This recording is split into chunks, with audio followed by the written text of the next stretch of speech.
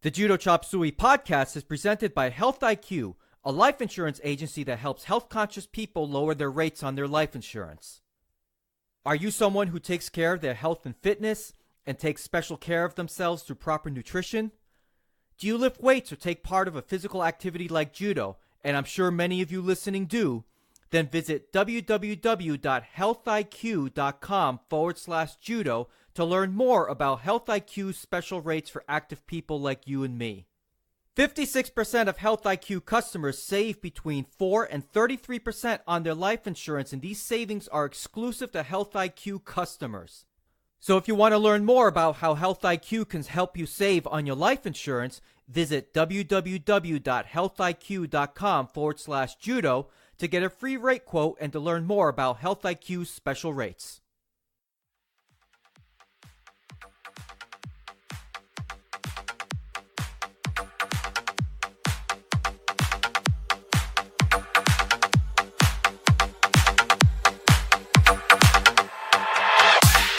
Greetings and salutations, everybody out there in podcast land.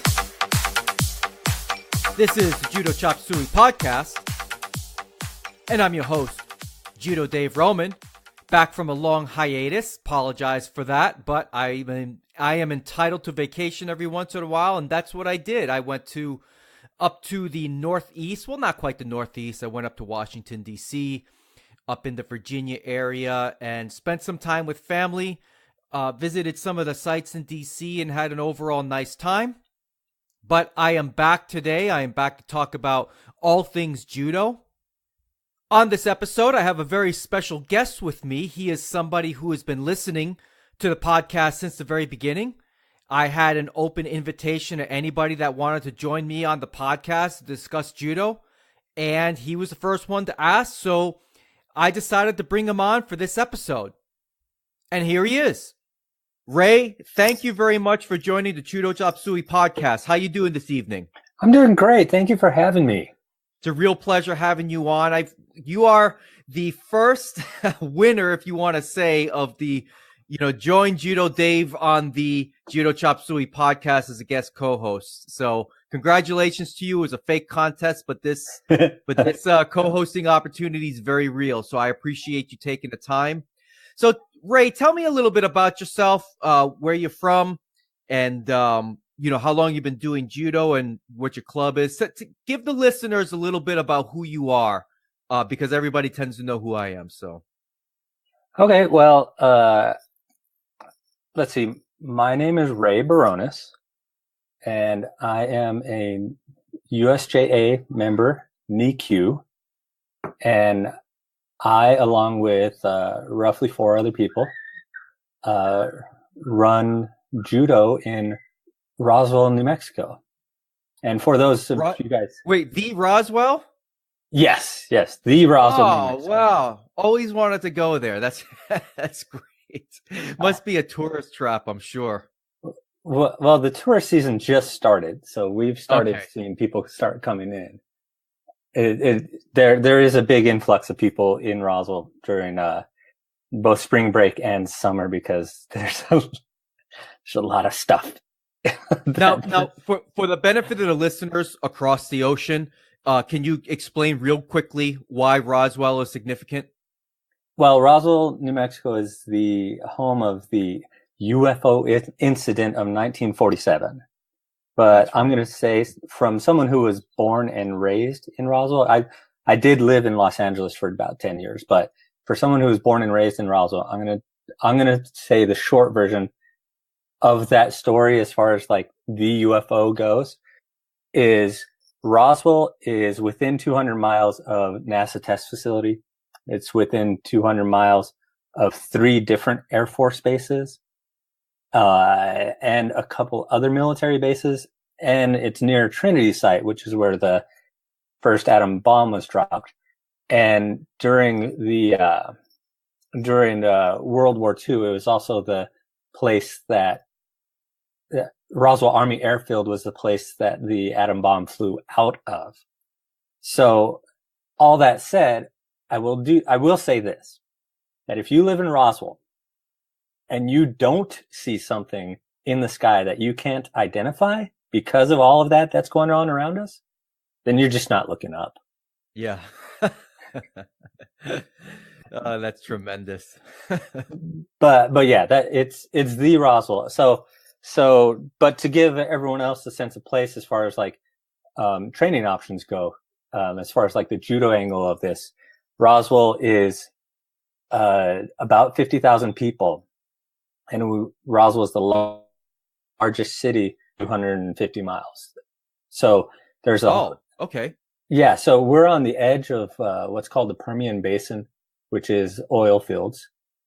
And so about 250 miles to our west is El Paso, 250 miles north is Albuquerque or Santa Fe, 250 miles east is Lubbock, and a little more than that south is Midland.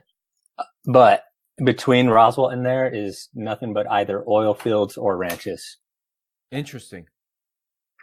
So how does that distance, when it comes to judo in your club, I mean, so you've got a relatively small club.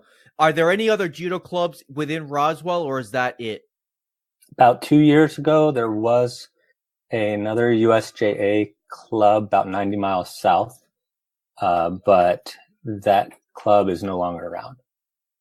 That's really interesting to me because where I live in Tampa Bay, there's probably, I would say, of various sizes, maybe 10 to 15 different clubs.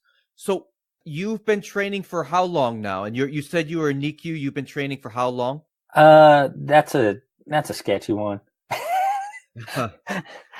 I'll give you a little of my history. In the mid 90s, my brother was training, and he was really competitive. Back then, he would have been in the Yawara organization, which was the regional Yodomshikai in Texas, New Mexico, some of Arizona. Okay. And I was training Kyodo at the time. For those who don't know, Kyodo is Japanese longbow archery. Oh, cool. Basically, what was happening was my brother was very competitive, and he used me as a training dummy, essentially, because when you're in college and you're competing, you can't afford a training dummy or extra mat time, but you have a brother around, then these things happen. Yeah, exactly. So I did some judo with my brother, but like I said, I mainly practiced the archery and did that martial art for a long time. Basically, what happened was, I think it's about 5 years ago now, my son, he was having some issues at school, some bully issues, and basically, I'd grown up essentially in, with my brother, who were very familiar with judo, love judo, by the way. As someone that does Kyodo, I've been exposed to other martial arts like BJJ or karate or taekwondo. Of course. Judo, in my opinion, is the best one because it brings in the meditation and the mental growth that comes along with the other meditative arts like Kyodo. One of the reasons I like judo so much is that it has that meditation aspect of it. And so my son was having bully problems at school. I'm obviously a person who loves judo as well as a couple other martial arts. And so we were like, you know what? He's in kindergarten. We need to get him in a judo program to see if that helps out with the bully problems. And lo and behold, it really did. Oh, that's great. It didn't help out in the way that most people go, oh yeah, well now he knows judo, so now he can beat people up. That's really not the way it works, and Sure. it doesn't work that way. Basically, No, of course not. basically what happened was you have all these, you have the bullies in the playground, and they threaten, and they threat with violence, but they really, when it comes down to it, 9 times out of 10, that's just a threat. They're just being aggressive. And when you start putting a child in judo or any of the grappling arts, if someone wants to be aggressive with them and they start escalating things, most of the kids that have done judo are going to go, oh, well, I'm comfortable with this. I've been on the mat. I've been aggressive. Okay. So when someone threatens them, it doesn't send them cowering, and then all of the power of the bully is taken away. Right, exactly. No, I completely agree. Something you said, Ray, that I've not really heard, gosh, in ages, anybody really bring up. You're talking about the meditative aspects of judo. Can you delve into that a little bit? Because I know for myself, I came up in mostly competition clubs. But the club that I spent the longest amount of time in, at the end of our training sessions, we would have my instructor would call out, I believe it was called Mokso, and we would have a meditative, reflective moment at the end of class. But his was the only club that we ever did anything like that. So I'm curious. It's interesting to hear you bring up that aspect of it. Can you talk a little bit about that? So in our training, we do the mokuso at the beginning of it and at the end. And basically, I've got to say this, though. I am at the belt buckle of what's called the Bible Belt. So Texas and all of them, I'm right at the edge of that. And so there is a little bit of cultural resistance to the meditation part. And that's not usually how I don't approach it to people that have never been exposed to the way it's done in judo, or at least the way that I've been trained to do it in judo. I've never approached it as sort of meditation.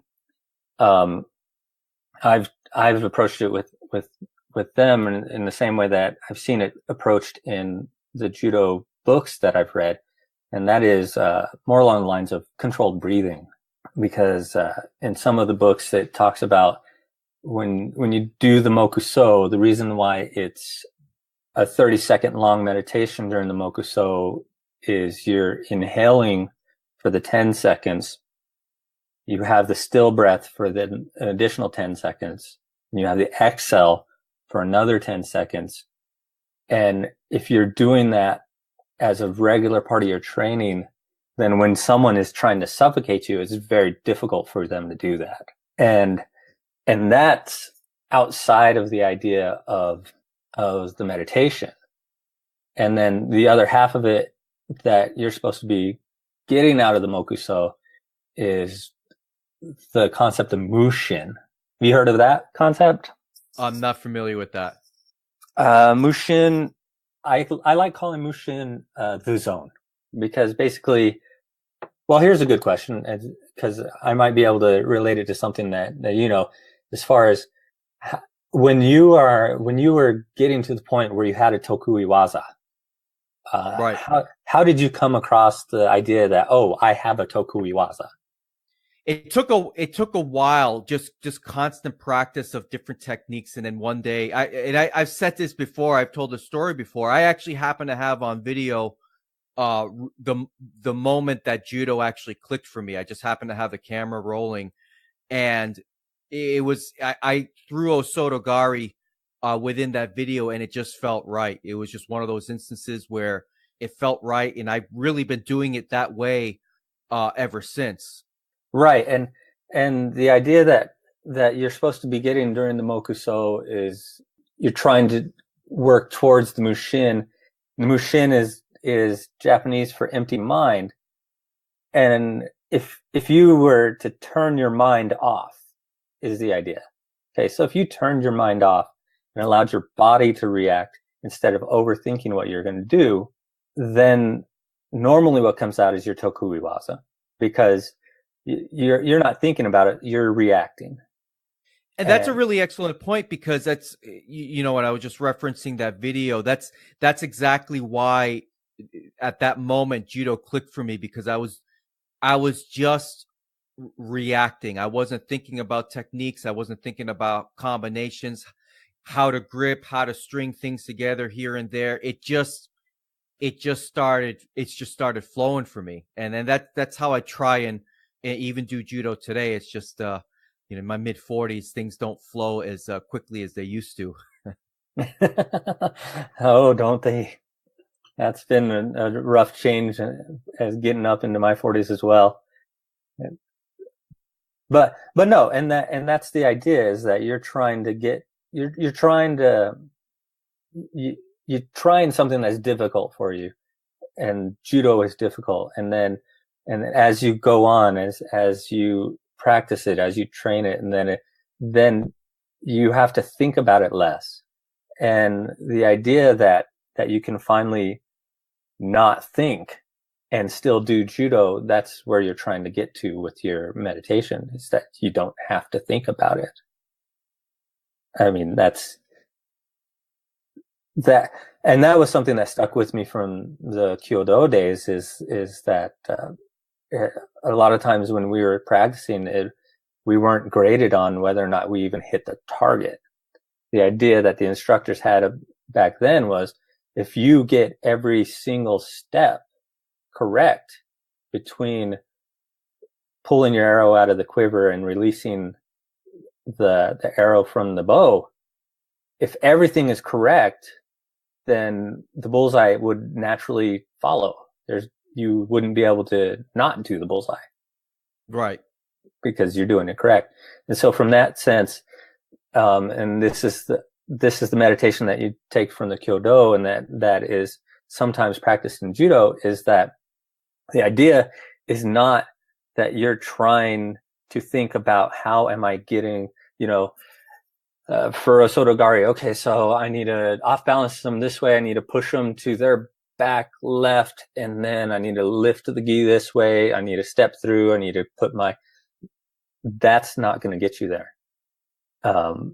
If once you've trained yourself to make those steps, then the throw is the natural result of that. Yeah, completely agreed. And that's yeah, like I said, with Osotogari, it's one of those things for me that I feel like I can hit that in any direction from any grip, because I don't even really think about the throw anymore. It just comes automatically. Yeah, as a matter of fact, when I practice, I have to restrain myself from doing the throw, because there's a lot of times where it just comes in so naturally for me. How has the experience been for you doing judo with your children? Really, everybody coming up from the beginning that way. And just to give you a little background, I've got two sons, and I never brought them to judo, because for me, I didn't think they weren't very interested in it. And judo for me was something that I was very passionate about. And for me, I wanted my kids to develop their own passions per se. And I don't criticize anybody that puts their kids in things that they're interested in, or whatever the case may be. That's just the direction that I went. And eventually I did bring them into judo until I threw them hard once, and they were done. And I didn't mean to do it on purpose. I especially my youngest son, I did a koriashi on him doing randori very lightly, and he dropped like a rock, and he said to himself, this just isn't for me. Yeah, that's a hard throw sometimes. It is. I felt badly, but just like we were just talking about, a koriashi barai is one of those throws that I also do very naturally without even thinking. And it was just one of those things that I just did instinctively. He stepped a certain way, I moved a certain way, and he dropped like a rock. I felt terrible, because this was the first time I had ever actually hurt my son. He didn't get injured. It's just he was kind of dazed for about 30 seconds. I felt badly. I got some really good advice when I was still living in Los Angeles. I had a coworker who gave me probably the best parenting advice that I'd ever gotten, and I still use it to this day.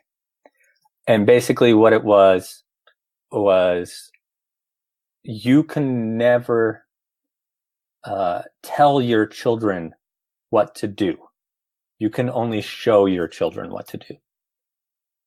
And the way he explained that to me was that especially when your kids are smaller, when they're, kindergarten age or before, they get exposed to new stuff that they may not know what the proper reaction is. And when they get exposed to something, a situation that they don't know how to handle, in their mind, they go out and they go, well, how would mom react to this? And how would dad react to this? They don't have like this natural, this is good, this is bad. They're just looking at the situation and go, well, how do the people that I idolize, the people that I model myself after, how do they react?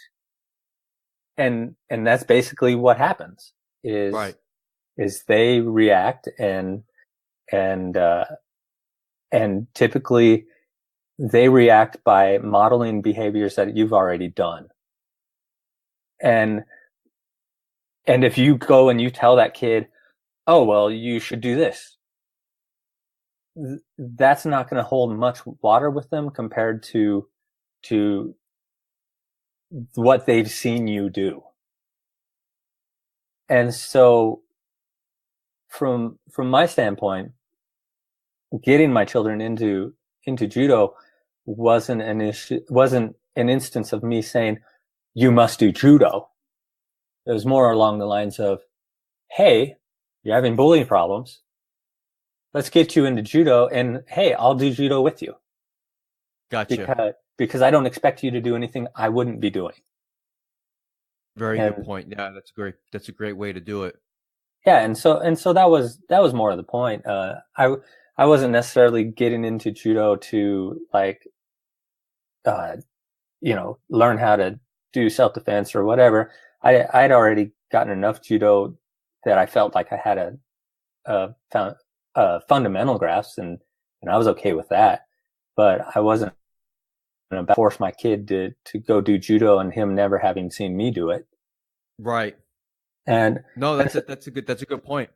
Yeah, and so it's kind of interesting because my son has done judo and he's also done the MMA stuff, and I also have him enrolled in the Gracie Barra Brazilian Jiu-Jitsu program, and he wants to do the judo. And the reason he wants to do the judo, and this is one of those things I asked him the other day, I was like, what do you want to do when you grow up? And he said, I want to be a mechanical engineer. And I was like, well, why do you want to become a mechanical engineer? And he likes to build things. He likes levers and pulleys, and he likes all of that sort of things. And he offered up, he was like, that's why I like judo better than I like BJJ. And I was like, you need to elaborate on that. And so what he told me was that when he plays judo, it's all about levers and fulcrums and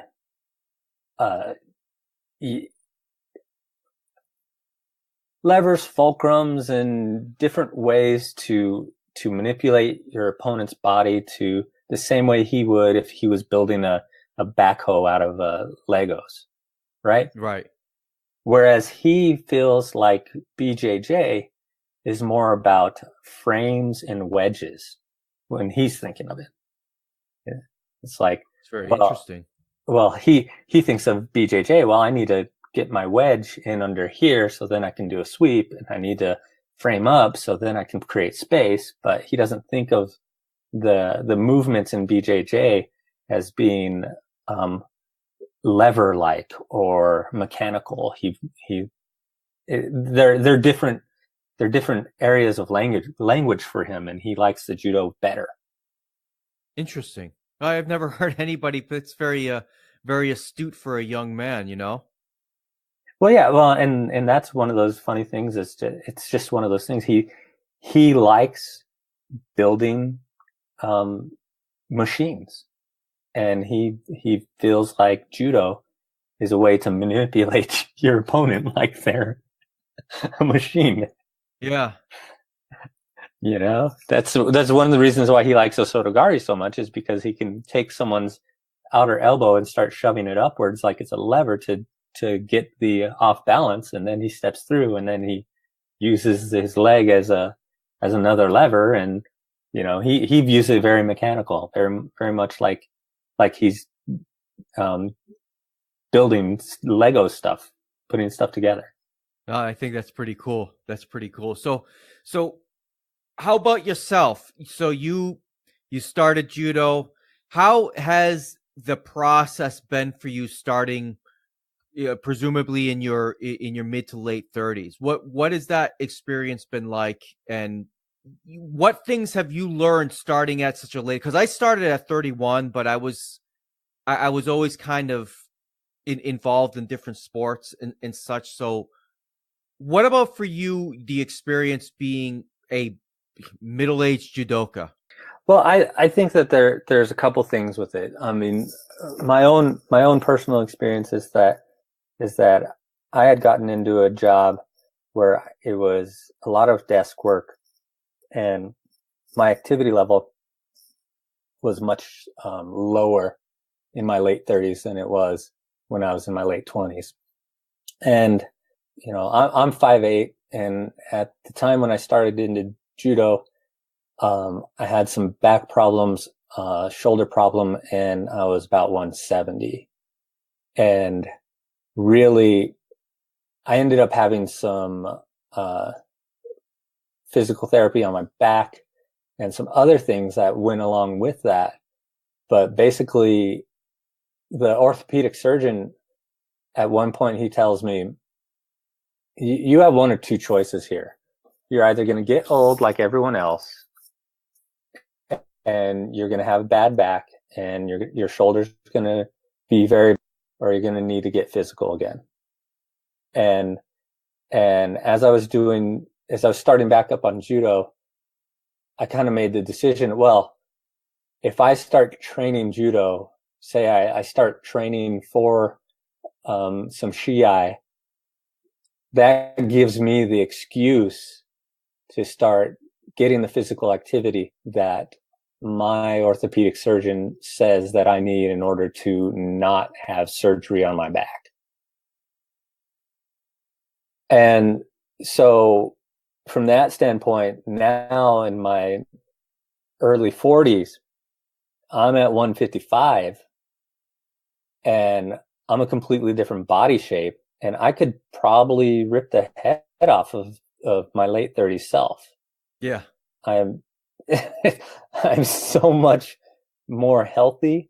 My back feels wonderful. I don't have my shoulder problems anymore. And basically what it was if you don't use your body, you lose it. And so I have a larger range of motion. And that's the thing, is that with judo, as an older man, I can get my meditation practice, I can get my physical practice, and I can make sure that my body has a reason to be stretching out and going in all these directions, and ultimately that keeps me much healthier than I was in my late 30s. Yeah, that's really good. For myself, I find myself going the opposite direction, because I've always been fairly active, so it's interesting to hear your perspective on that, because for me, I feel like I'm going the opposite way, where there are times where I feel like judo is starting to take its toll. Do you ever get that way at that point, or you're actually feeling stronger than before? Well, I am feeling stronger than before, but I have had, I'm not a young person anymore. So, like, as an example, I was drilling Yoko Wakari, and that takes a little bit of there's an outside leg plant that happens that really, that's something you have to work up to. And if I was a younger person, it would have just been one of those things. Oh, well, that didn't feel comfortable. But as an older judoka, I had to step away from the mats for like a week, maybe 2. I should have stayed away from 2, but I didn't because, a week off the mats, it's everyone wants to go back early. But, my calf muscle was really tweaked from trying to do that. It's kind of like an outside step into a spin. Right. And so that rotation after the outside step caused my calf to really get tweaked. So that's the thing is that whereas when I was younger, I would have just gone, oh, well, that's not comfortable. I'll just shake it off and then do it more. As an older judoka, I go, okay, well, now I have to rest that. And now I have to do some actual targeted weightlifting and stretching to build that muscle up so that it can take that stress. Yeah, and that's a lot I different. definitely hear that. Yeah, absolutely. So what kind of what kind of training facilities do you have? I mean, do you use crash pads? You got tatami on a sprung floor, or is it on top of concrete? Like, we've got mats on concrete and a crash pad. Gosh, that's rough, man. I mean, how many falls do you typically take a night on without the crash pad, do you think? About what, 40, 50, somewhere in that ballpark. Yeah. That's interesting because I take, I mean, my role at my little club is just kind of an assistant instructor, but I take falls, sometimes for the kids, or we got a couple guys that show up every once in a while. And Rondori, I never really think about it, but man, Nagekomi on the floors, on tatami, which is on top of concrete, I probably got about anywhere between 50 and 100 throws in or falls in me before I'm done, because it just gets a little bit much. Now during Rondori, it's a little bit different because I never feel it until the next day, but that's always okay. But yeah, I tell you, a lot of judo clubs just don't have the kind of facilities and the kind of mat areas that a lot of us should have, especially as we're transitioning to our older ages. It takes a toll. At least it does on me. There's some mornings that I have a tough time getting into the car and things like that. So, well, you know what I found that, and this may, for some of the more advanced judoka, this may be obvious, but what I found has really helped out with the people that are new to judo, because those falls aren't comfortable. But there is I think his name is Nerd Rider, I'm not sure, but there is a person that did a YouTube video about Bruce Lee's 1-inch punch and how I think it's called a kinetic chain, how that works. And basically what he explains, he breaks down the 1-inch punch.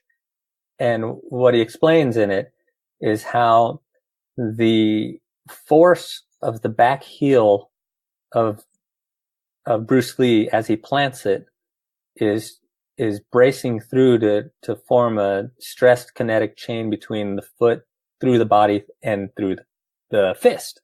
And so the reason why the 1-inch punch ends up working is because he has a complete kinetic chain that he can push the power through. And what I found is that when you're doing the falls, when you're doing the ukemi, what you end up doing that really helps out a lot is essentially a broken kinetic chain, so a broken 1-inch punch. So instead of punching with the foot braced against the ground, you're punching the ground and the energy dissipates because there's nothing to brace the opposite end of your body against as you're falling.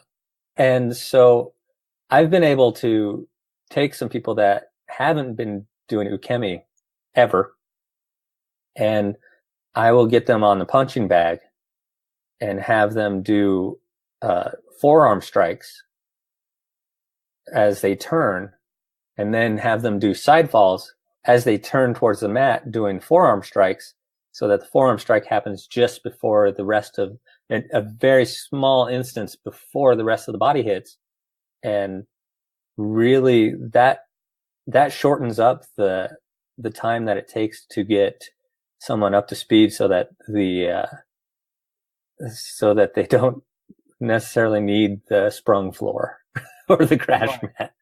Right. Because that's a really difficult concept for a lot of people to. Most people don't get ukemi for like 2 years before they're actually able to do it, so that they don't feel like they've been tossed in a dryer. But, I've got decent ukemi. I mean, don't get me wrong. I think my ukemi, well, I should be given the experience that I have, but even so, even with good ukemi, a lot of times, during, let's say, during randori or something like that, you can end up caught in a way that is not ideal for you to get the proper ukemi. You know what I mean? Sometimes you just end up getting slammed right on your upper back, and there is no, with just an odd grip, and there's just no there's no escaping that. You just kind of have to take it and suck it up a little bit. Yeah, so, especially with people that like to do like makikomi or something like that. Right. In competition variants of certain throws, sometimes don't allow for the ease of getting that ukemi just right. Sometimes it just happens so quickly, especially with the really skilled people. Yeah, and that's one of the things that, just being a father too, that's one of the things I stress so much with my son and with my daughter, is that they get the ukemi right. I really don't care if their techniques aren't up to snuff. It's, that's going to come with time, but I really get on them with the ukemi. It's really important for me, not just for my kids, but for anyone that I train with, that the ukemi is the best. And in fact, it was pretty funny. Last year, my son was in a Naga competition, and he entered both gi and no-gi, and those competitions are just submission grappling, and they're open to judo people, BJJ, everyone that can do grappling. And all of the other coaches that were at that meet had just kept on commenting on how my son, even though he was getting thrown in hip tosses or whatever, he was smiling the whole time. He was laughing about people taking him down, and They weren't getting position on him in transition because he wasn't thrown off by the fact that he was getting thrown. And that's one of those things that I drill that ukemi in him, because ultimately I'm less concerned with whether or not he's winning a gold medal, and more concerned with whether or not he's doing safe training. And I'm with you on that, Ray. It seems in some clubs that I've visited and stuff, the ukemi is not taken as seriously as it should, especially with the younger kids, because we kind of view them as very adorable in some ways. But I see a lot of lazy ukemi practice out there. Not everywhere, obviously, but I gotta say, even in my own club, some of the kids, they've got some a little bit of rank on them, and their ukemi is just, it's not good enough to me. And I get on them all the time about it, and I don't think we do enough practice of ukemi in our own club. And I know a lot of other places probably don't spend nearly as much time as they should. It has to be it is the most important judo skill, in my opinion. And it's good to hear that you take that so seriously with your own kids. And what's interesting to me about your story about your son in the Naga tournament, I've watched some Naga tournaments online and things like that, and some competitions. And I got to tell you, usually a throw it can be for the person doing the throw or receiving it. It can be a fight changer, and a lot of times that's because they don't have good ukemi. So they land in an awkward position, and not necessarily they get injured, but it can be very stunning.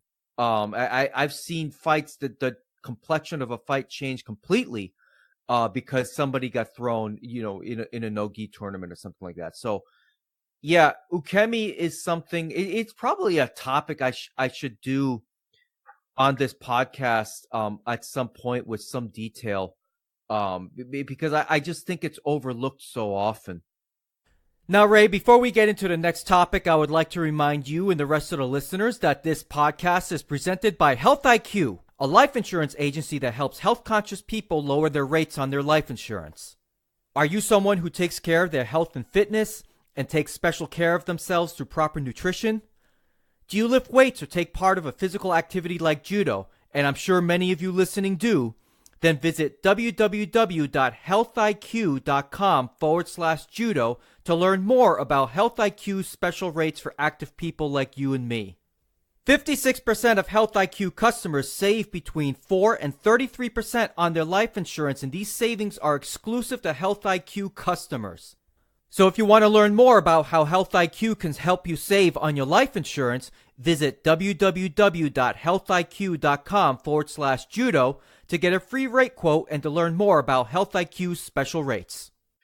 So Ray, during our email discussion, you brought up an article while I was on vacation that I did not know about, and I'm surprised that there was no ding on my Twitter feed. I'm pretty sure I have my alerts for USA Judo and the USJA in case there's any news like this. So you brought a very interesting article to my attention, and this is groundbreaking news for American judo. So Ray, what I'm going to do, I'm going to read this article for the benefit of the listeners, and then I want to hear your comments on it because I know that you have a lot that you want to talk about in regards to this, because it does, from what I understand, will impact you directly. So here's the headline. American judo organizations sign historic alliance agreement. So here goes. Today, and let's see, this article was written March 15th, right? Because I was on vacation during that time. It was fabulous, by the way. Today, history was made with the signing of the first ever American Judo Alliance agreement between the United States Judo Association, United States Judo Federation, and United States Judo Incorporated, which is USA Judo. So the USJA, the USJI, and USJF. Well, actually, USJI is USA Judo. That's what it used to be. Anyway, this new agreement paves the way for the three organizations to work together with the focus of growing the sport of judo in the United States. Let's see. We believe the collaboration our organizations have agreed to pursue is a must to grow and promote the sport of judo in America, says Mark Hill, president of USA Judo, national governing body for judo in the United States. We could not be happier to work with our judo brothers and sisters in USJA and USJF, and they are appreciative of their willingness to break down past barriers to advance our sport. In addition to updating past agreements that have been in place over the years, the American Judo Alliance Agreement focuses on the following initiatives. Here's a couple of bullet points here. Revision of the reciprocal participation agreement so that members of the USJA, USJF, and USA Judo can continue participating in each other's local and regional events. Second bullet point, the agreement of USA Judo to award the USJA, USJF Junior Grassroots Judo Summer Nationals a national point sanction increase for 2018 beyond awarding 7 points for first place, 5 for second, and 3 for third. These points will increase with a 3/4 proration if when USA Judo increases points for its national event. So it sounds like, which I didn't realize this, that perhaps the Summer Nationals and the USJA, USJF national tournaments were not being awarded the same amount of points as the USA Judo national tournaments. So that's interesting. Let's see. Third bullet point, added safeguards and requirements for Aligned insurance coverages to protect members and participants will be mandated and reviewed annually. Reciprocal recognition of coach certifications, provided insurance, background screens, and safe sport trainings have been completed so that without regard to any particular membership affiliation, coaches from the 3 federations will be permitted to coach at all events sanctioned by any of the 3 organizations. That's pretty big. Let's see. The formation of an integrated... Huge. Yeah, it really is. The formation of an integrated coaching certification task force with representatives from all 3 organizations will create a proposal for a comprehensive integrated coaching certification program. Yeah, I've called for that in the past. And the last bullet point here, the creation of a task force consisting of 6 coaches or teachers skilled in instruction at all age and skill levels to create a skeleton plan for an American judo development model designed to provide improved processes for the advancement and development of athletes. Now, Ray, I want to get your opinions on this, but I got to share a couple of points that I find very interesting here. One, I find it very interesting that no sooner do I start saying things like, the 3 organizations need to merge. There needs to be one judo organization, yada, yada, yada. As soon as that happens, this thing happens. So I am taking full credit for the historic alliance agreement happening between these 3 federations. Now, of course, I'm kidding, but I got to say these coincidences have happened several times since I've started this podcast. And for another example, for decades, the JFA over in Australia did not award points for masters competitors in their masters tournaments or masters division competitions towards their Shodan promotions. Well, ever since I had that discussion with Bob over in Australia, he was my very first interview, that's changed. So now I guess from what I understand, masters points acquired during masters competitions now go toward your Shodan promotions. So that's another thing that I've been able to do. Of course, I'm sure it's all a giant coincidence, but I'll take credit because nobody else is going to give me credit. So I'm going to take the credit there. But you know, this is something that has needed to be done for a long time. I think this is a step in the right direction. Personally, I really just think that it all needs to be under the banner of USA Judo.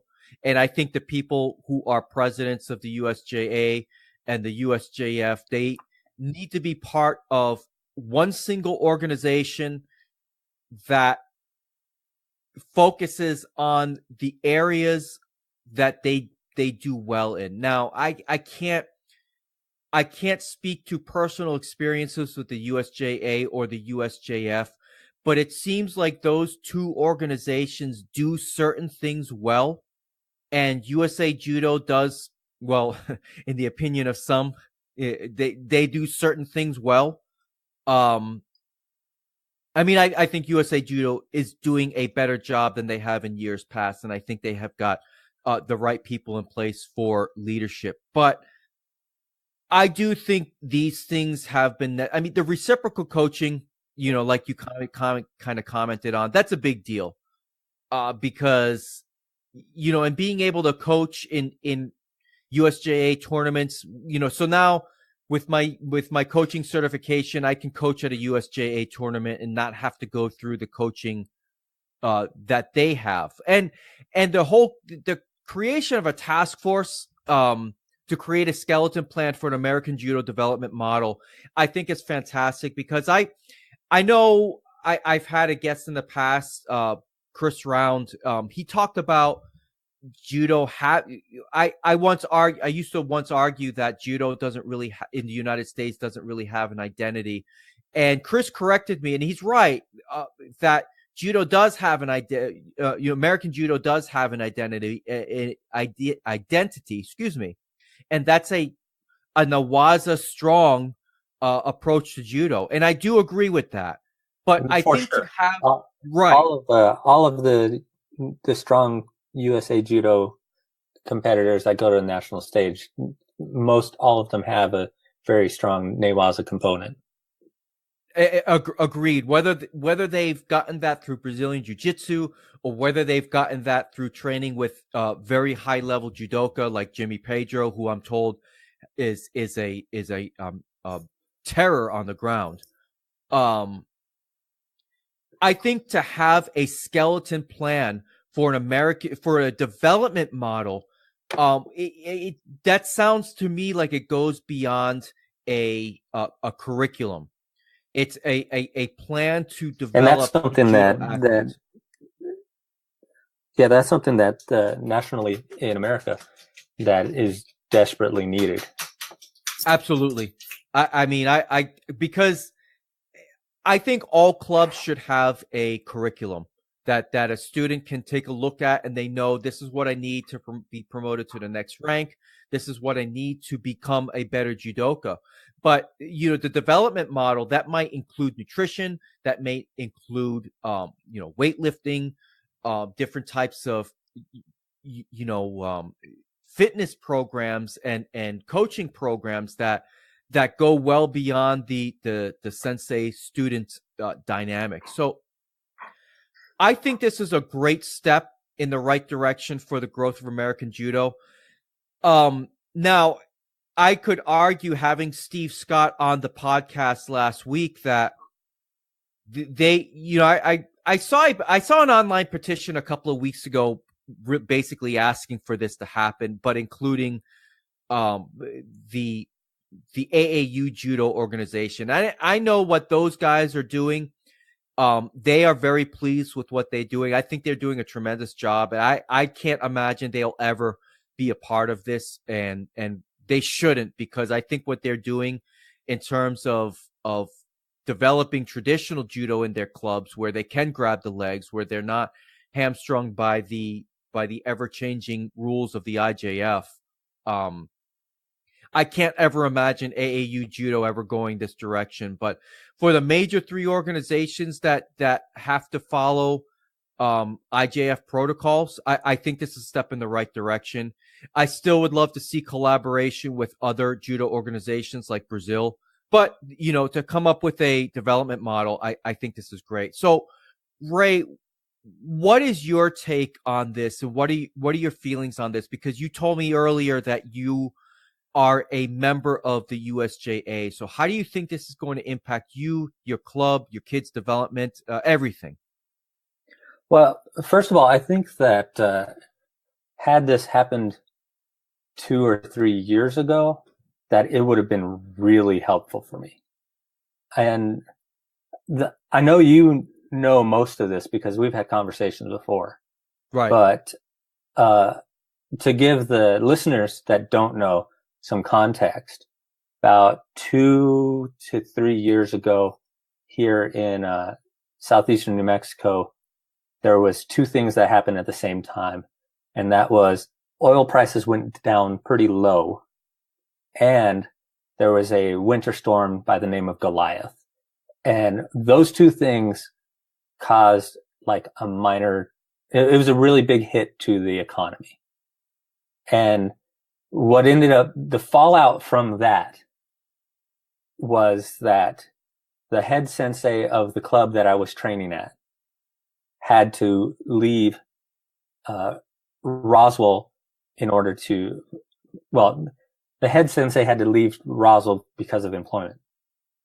And not only that, but I had mentioned that 90 miles south of here used to be another USJA club. That head sensei left. And it didn't just affect judo clubs.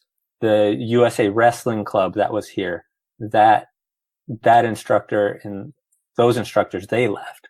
And same thing happened with the USA Gymnastics program that was here. So it wasn't just for judo that happened, but bringing that back to here and why that mattered to me was I wasn't one of the people that had to leave. And so I had to make a choice at that point. And that choice was either I need to come up with my own way of continuing training, or I needed to stop doing judo. Those were the two choices at that point. And then basically what happened from there was, I went to my organization, the USJA, and I talked to some of the people there, and I talked to some of the people at USA Judo saying, hey, I want to do what I need to do in order to keep this program going. What is it that I need to do? And one of the things that was put in my path was this coach's certification and all of this stuff that they're trying to unify now in this agreement. And so what happened with me, just again, giving people some background, what happened with me is at that time, I was a Sankyu USJA, and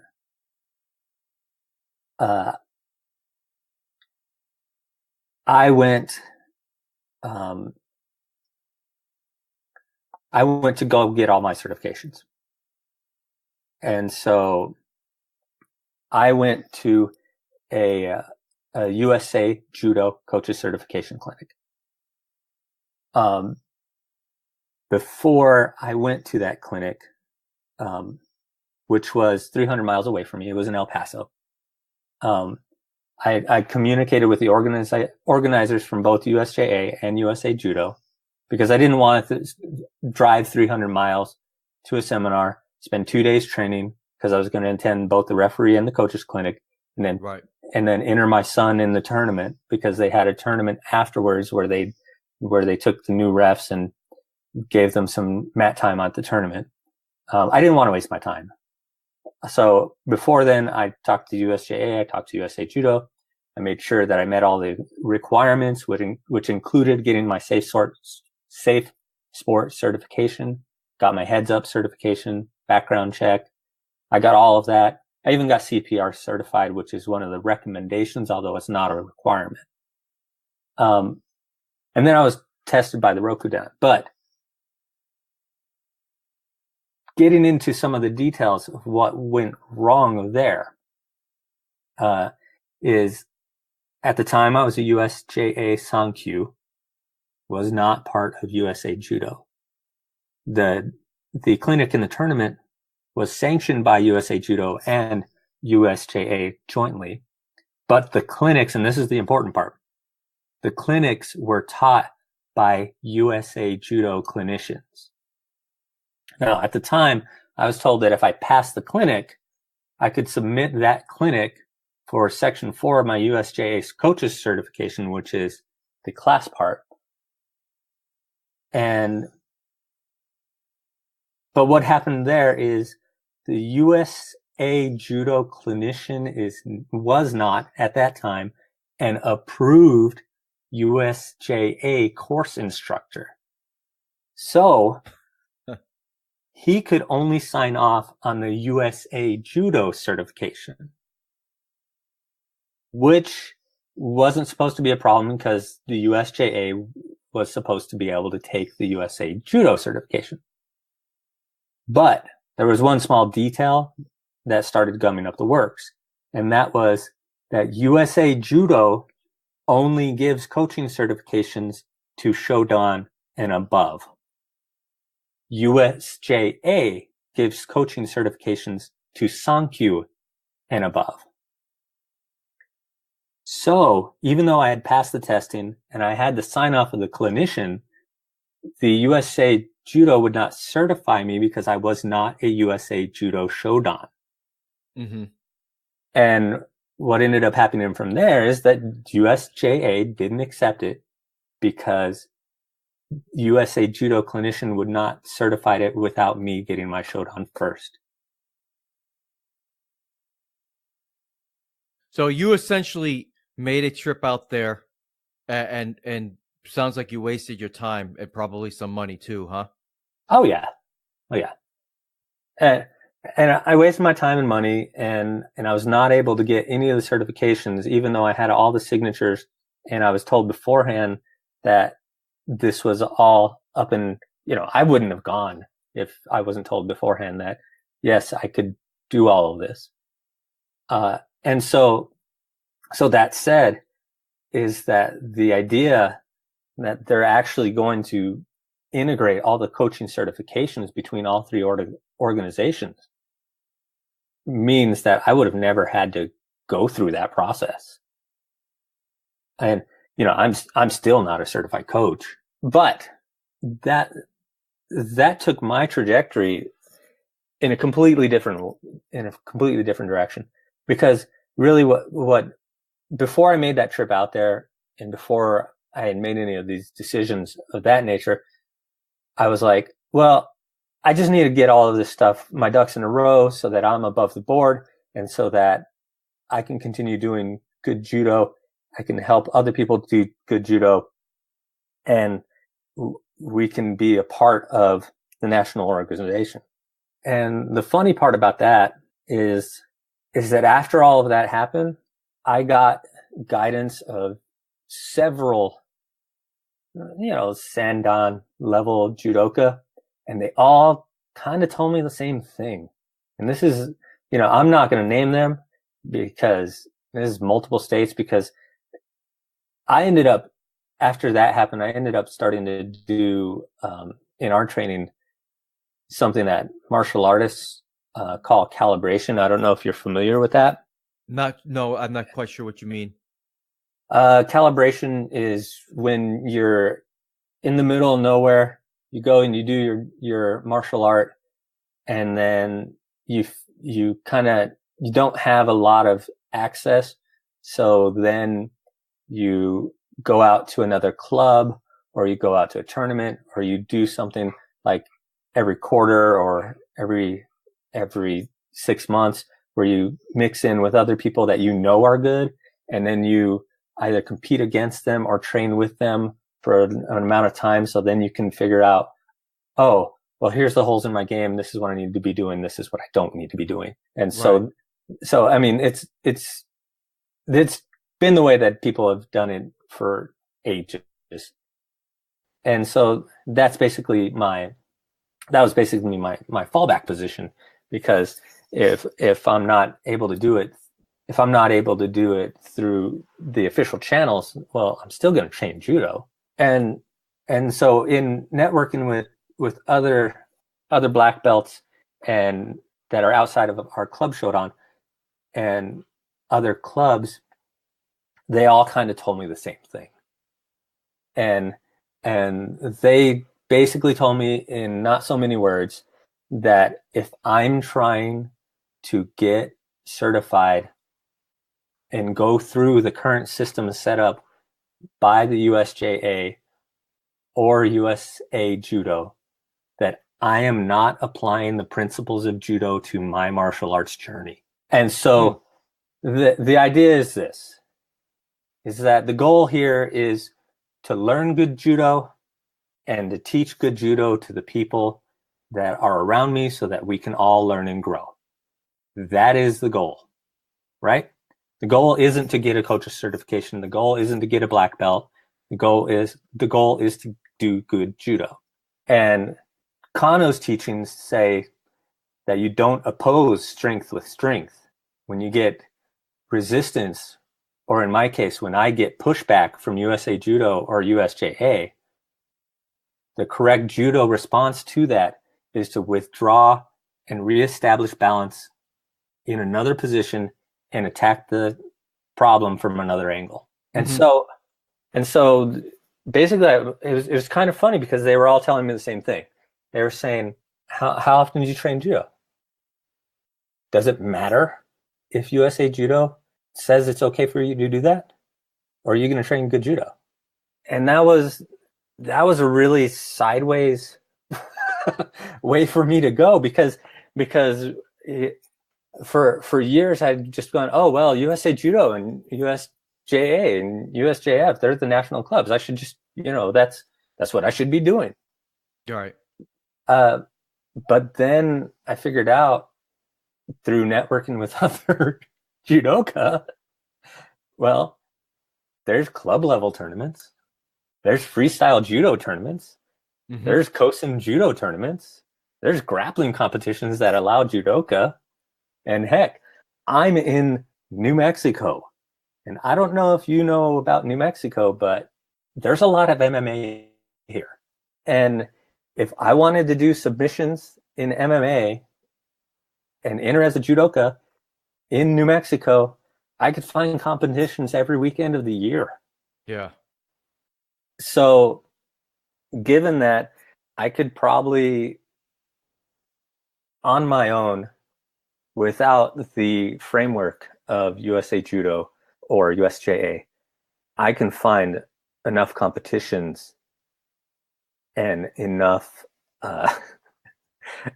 enough other grapplers that are interested in doing the same thing that I'm doing.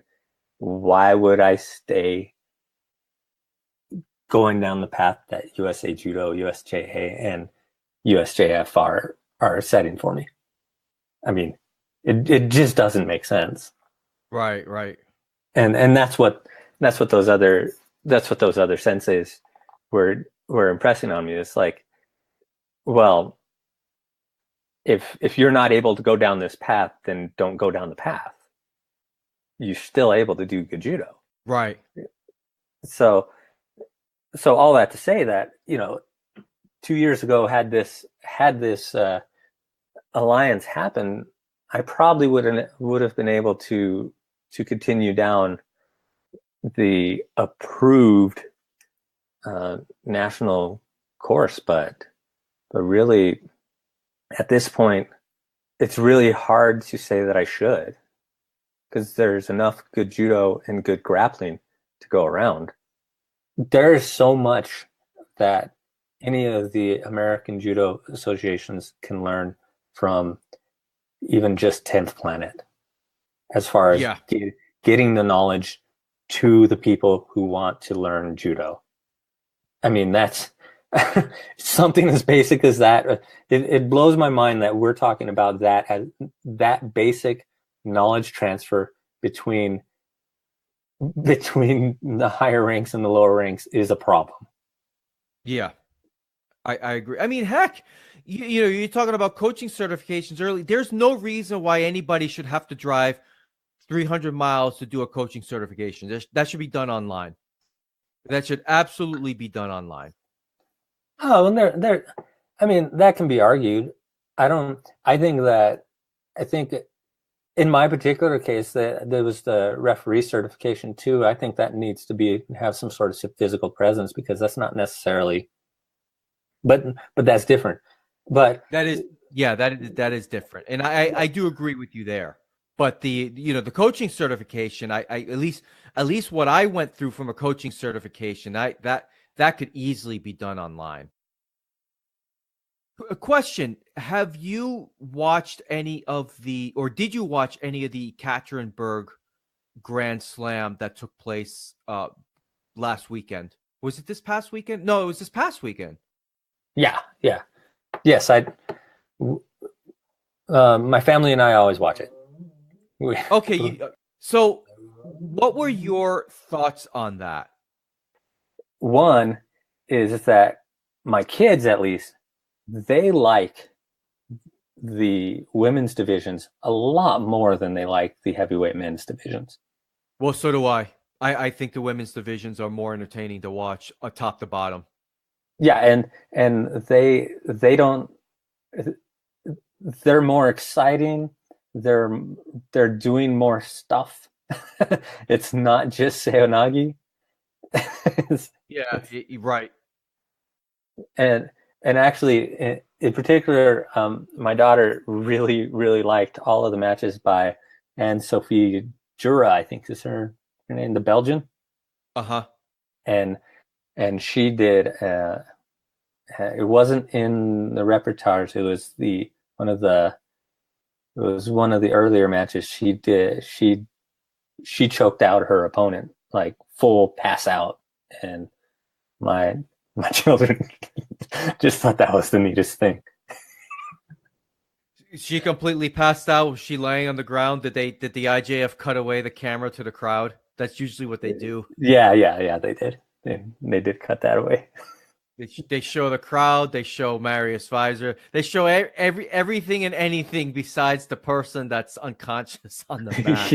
It's kind of humorous, but when I catch up on on some of the matches, I tend to watch the direct feed of the camera that doesn't move.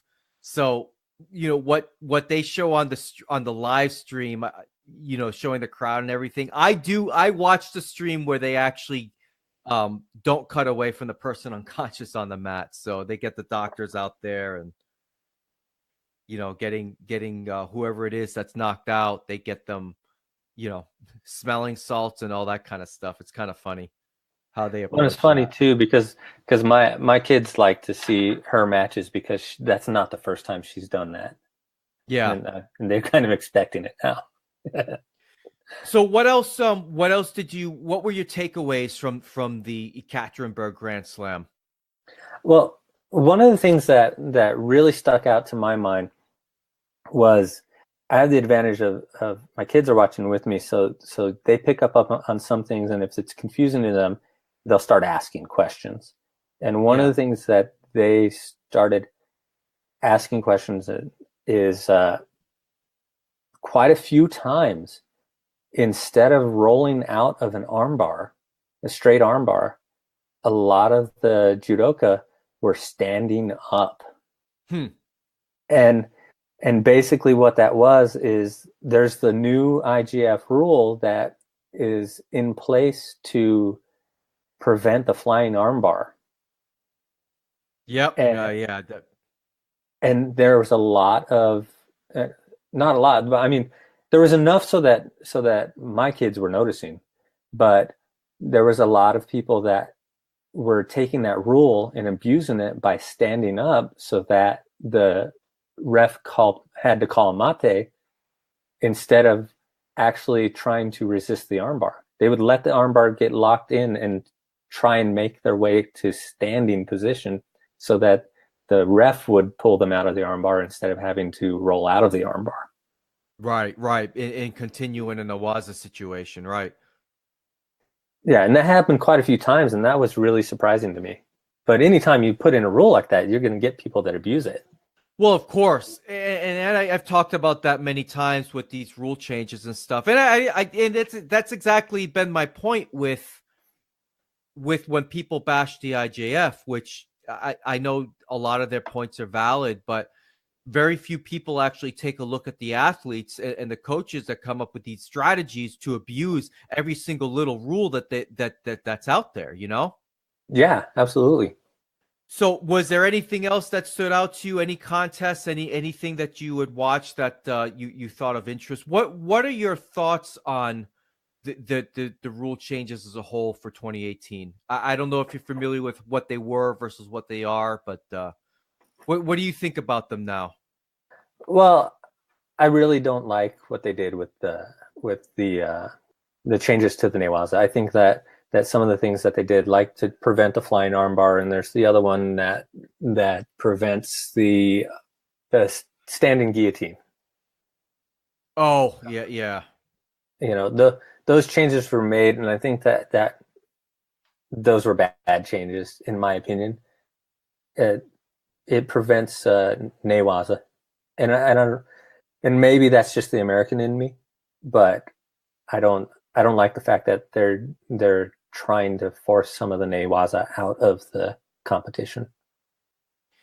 Yeah, it's I kind of call it the Ryan Vargas rule, where they stopped a lot of the skillful entries into Newaza, and it's not a Newaza situation unless both competitors have had their knee touch the ground at some point in the exchange, and I don't really like that rule. And I got to tell you, I've been trying to give it a chance, and I'm just not liking the way that they're calling Ippon and Wazari now. I think they had it right last year, where, my God, some of the Ippon that they're calling on these throws and some of the Wazari that they're calling on these throws are just, it really looks bad. And all last year I was calling for, I wanted to see Wazari Awaseti Ippon back. And I'm here to say I was wrong on that because I was not a fan of the accumulating Wazari that does not ever equal an Ippon. But they brought back Wazari always at the Ippon, but they have created, they have relaxed the calls on these throws. Like, I hate rolling Ippon. And you never saw it. You never saw a rolling Ippon called last year. It was very difficult to get a really solid Ippon, but when you saw it, it was awesome. And I'm not saying you don't see those type of throws now, but man, I did some of the Ippon that I'm watching, that I'm seeing called here, are some of the softest things I've ever seen in my life. It's not every match, but boy, I tried to, I watched the Paris Grand Slam, the Dusseldorf Grand Slam, and now this Grand Slam. These are really big events, and a lot of important decisions are being made on very questionable calls. And I don't blame the refs. I blame the rules. I don't know. I mean, do you have any opinion on how how you're seeing these calls being made in terms of the scoring? I think that if, for lack of a better phrase, I think that if the men played more like the women play, that there would be a lot less of an issue, because actually I think one of the other things that I really think hurts the way that judo is being done, and I guess I can't complain about this too much because it's both an IJF rule and it's a freestyle judo rule, is that you can't do shots, you can't shoot in, and that's a foul. And I think that if we're wanting to see the big Ippon, if we're wanting to see the big techniques, then some level of shooting needs to come back in. And I understand it's like, well, you don't want them shooting because you don't want them to sprawl, because sprawling is usually the reaction for shooting. Yeah, I don't know about that, only because what ended up happening before 2010 is that it seemed like from 73 kilos and below, everybody was shooting. And that's what all that anybody was doing. And they were just getting the Koka or maybe a Yuko and then trying to ride that to victory. I think I do, for as much as I don't like the way that judo's being called, in terms of how the throws are being scored, I think the brand of judo that we're seeing is a lot better than what it was in years past. But I mean, I'm not saying that leg grab should be banned. I'm definitely not saying that. But yeah, I don't know. I tend to disagree just a little bit on that, because I think the way freestyle judo does it, if I'm not mistaken, you have to at least have a standard grip at some point. Is that correct?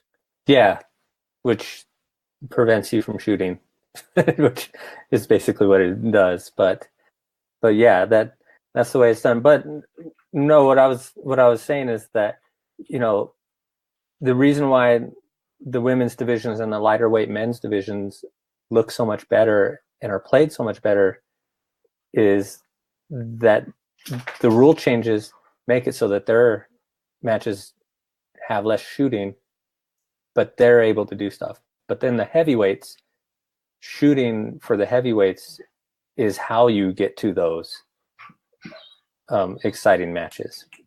And so I don't know. I don't think that it's something that I'd be able to solve. Right. Yeah. So there's a couple of things that I wanted to cover, talk about the Grand Slam that I saw, some stats and some of the matches that I covered for the benefit of those listening. This was not an event that was very well attended for a Grand Slam, which was a little bit surprising to me. There was only 251 competitors, and usually an event like this draws about at least 350. So that's really not a lot. When I was looking at the draws and things like that, I was thinking to myself, goodness gracious, where is everybody? Japan, as usual, led the way in the medal count, followed by Russia, Brazil, and Mongolia. and France only earned a single bronze medal in this tournament, but they did not send their best competitors. Obviously, Teddy Riner was not there, and Clarice Egbegnenu was not there, who I love watching her compete. And the Georgians did not have a very good day, and I was shocked to see Guram Tushishvili, who's one of my favorites, get bounced in the second round, which is very surprising. I don't know. Earlier this year he was disqualified for kneeing somebody in the head, and now he's getting bounced to the second round. I don't know what's going on with him. Yeah, that was surprising too. Yeah, I thought that was surprising. One of the things that I really enjoyed is I get you would call this the must-see TV, but I thought the under 81 men's bronze medal match was very excellent. In fact, that one had Saeed, the Iranian. Oh, with Frank DeWitt, right? Yes. And yeah, that was a great match. That was really entertaining. I'm surprised DeWitt lost that. Yeah, and I'm gonna probably go back and clip that one out, because I'm gonna show that one to everyone in my club, because that was a really exciting match, and his Kosorogake was really excellent. Yeah. And it's like you look at that and you pull that out and you go, this is what it should look like. This is what we strive for. And yeah, that I agree. That was a fantastic match. And at the very end of that, when the Iranian had made like this kind of a gesture at first, and I was thinking to myself, he's gonna get disqualified here for taunting. But then at the very end, he raised DeWitt's hand and really congratulated him on a very hard fought match. I mean, that was they were both excellent there, and DeWitt is certainly one of the best in that division. Yeah, that was excellent judo. I thought that was really excellent judo. Yeah. Speaking of excellent, Hifumi Abe in the under 66 kilo division. He has not lost a match since 2015, and he's got the second longest winning streak next to Teddy Riner. And did you watch any of the under 66 kilo at all? I know you said you watched day one. I believe his match was on day one. Yeah, I watched some of that. It wasn't really as exciting. No, it was not. And I agree. And as a matter of fact, his win in that gold medal match, it had me shaking my head. I thought that was a bad Wazari call. That should have been a no call, in my opinion. Yeah, I agree with that completely. Yeah, just and that's exactly what I'm talking about. Where now, even though they say that old Yukos are now Wazari, that he was not even on his side barely when he made that throw. I mean, just a nothing throw. It should not have been called anything, and but they gave him the call, and it was just unfortunate for Shmalyov of Russia, who is obviously the hometown favorite. I thought the ref had it right the first time when he gave it a no score, but upon video review, it was changed, and that's how Abe won. But I'm not taking anything away from Abe. I think he would have won that match anyway, but yeah, and that was funny too, because even my wife didn't think that was a proper Wazari, and she doesn't do judo. She was like, that can't be right.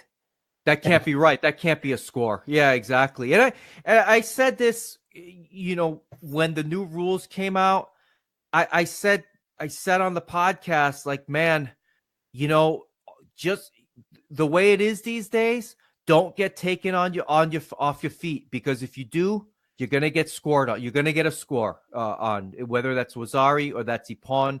It doesn't matter. You could land on your knees, twist about, and then kind of roll onto your back. They're gonna give a Wazari, and that's just I just think that's a shame.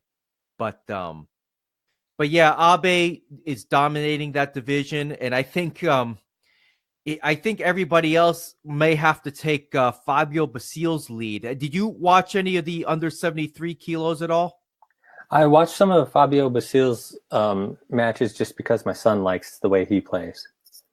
Yeah, so for those who may not know, Fabio Basile was the surprise gold medal winner in the under 66 kilo division. Over the past year and a half or so, he's been doing everything except judo, which is doing modeling shoots and the Italian Dancing of the Stars, and basically hooking up with every single supermodel in Italy that he can. So he's that gold medal that he's gotten a lot of mileage out of that gold medal in Rio. So now it's time for him to actually get back to doing some judo. So he decided to bump up to the 73 kilo division, which I think for him was a smart thing to do, because really Abe is just going to dominate he's going to dominate that 66 kilo division until he decides to stop. I don't see anybody coming up this year, or really up until the Tokyo Olympics, stopping him. He's just incredible. But he managed to get Basile managed to get his first tour medal, which is pretty good. He had a good run. He defeated Jansei Jansei Smolglov of Kazakhstan with a pretty good Dayashi for Wazari that I thought he should have been called upon on that, but then again, the way they're calling these throws, you just never know. But yeah, he got the Wazari, and then he managed to hold on to that for the bronze. Did you watch the under 81 kilo final between Fujiwara and Sasaki of Japan, both countrymen? Yeah, it was really something else. And usually the matches between fellow countrymen can be duds because they know each other's style, but this one was a hotly contested match, and it was really fascinating that how it ended. Sasaki, now there's a Shinjiro Sasaki in the United States who's a Team USA coach. I'm not talking about that Sasaki. Sasaki attacked with a Kochigari, but it looked like Fujiwara knew exactly what was coming, and he basically countered him flat on his back with just a hand motion. I don't even know what you would call the throw. I mean, not was that the Uchimata Sakashi? No. Sasaki he came in with a Kouchi Makikomi, and just in Fujiwara just turned him on his back. It was not. He didn't really do any really recognizable technique. He just twisted him about and kiai'd and got a solid ippon. It was really nice to see. It was great, great counter judo. Oh, I have to look that one up. I like that. Yeah, no, that was a good one. So that's my review. Those are my thoughts, my parting thoughts of the Ekaterinburg Grand Slam. Not a lot of superstars there, and except for Hifumi Abe. So I'm hoping that the next big tournament they've got you've got a lot of the bigger stars. I'm not sure what's next on the calendar. I'll have to take a look at that. So yeah. Well, we've gone a little bit over 2 hours. Do you got any parting thoughts? Anything you wanted to get out there, Ray? Any social media, whatever the case may be? Well, first of all, I want to say that really, I know I've said some negative things. I'm trying not to call anyone out, because really, I actually do love judo. I want to train judo, and it's more along the lines of there are some things within the sport that need to be improved, and I'm recognizing those. But other than that, it's actually, I think that all of these organizations that I'm saying that need to improve are doing a better job than I can. So really, I don't want people to think that I'm trying to be negative about all of this. I'm really not. I think that everyone's doing a great job. I just know that there's a lot of room for improvement. Yeah, and I think we all understand that. It's important to get some of these. It's important to give the perspective of people who are on the receiving end of these type of changes and such. It's part of why I have the podcast to discuss these type of things. I think when I first started, I used to have very poignant criticisms on the organizations, on certain things about judo, and I feel like I've tried to soften not only my opinions, but maybe how they're expressed. So I don't think you said anything here that was entirely negative, but there's nothing wrong with constructive criticism, and there's nothing wrong with fair criticism and fair observations on how things really are. We're not calling any one person out, and like you pointed out, a lot of these people who are in these positions in these organizations, most of them are not paid money to be in these roles. So they've all got full-time jobs. Most of them are running their own clubs and things like that. So it's a lot to ask of people. And, I mean, heck, if there was a way that I could volunteer and in some way and to any of these organizations and be of some kind of assistance, I think I would do that. I don't know if I don't know if any of the organizations even allow for that. I have no idea. So yeah, definitely, Ray. I mean, I think anybody listening understands you're not trying to be overly negative here. They're just that you've made some fair points. Yeah, and so yeah, I'm just a person that's trying to learn and do good judo. And